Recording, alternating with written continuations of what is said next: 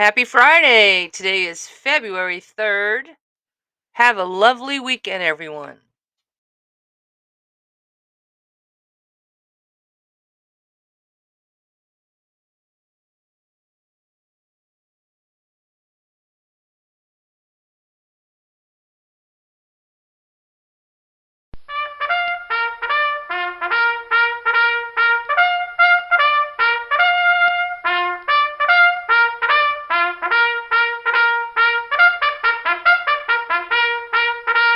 Oh, say, can you see by the dawn's early light what so proudly we hailed at the twilight's last gleaming, whose broad stripes and bright stars through the perilous fight o'er the ramparts we watched were so gallantly streaming, and the rocket's red glare, the bombs bursting in air, gave proof through the night that our flag was still there.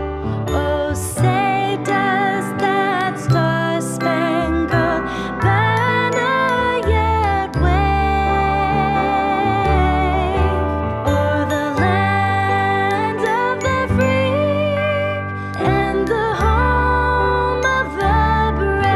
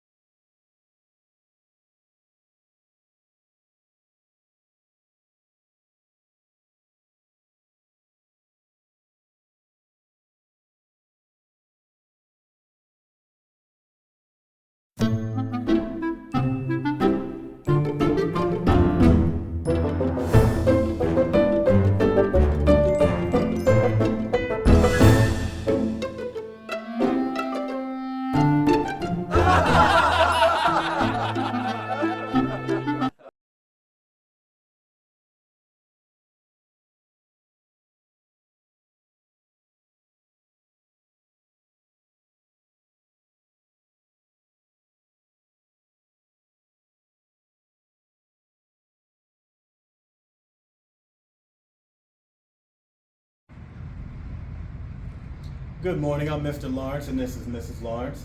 Today's Black History Fact is about Phyllis Wheatley. Phyllis Wheatley was only 12 when she became the first African American author published. Despite Phyllis Wheatley's fame, we know surprisingly very little about her early life.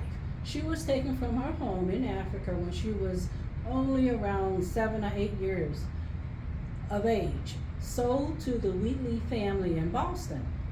The family taught her how to read and write and encouraged her to write poetry as soon as they witnessed her talent for it.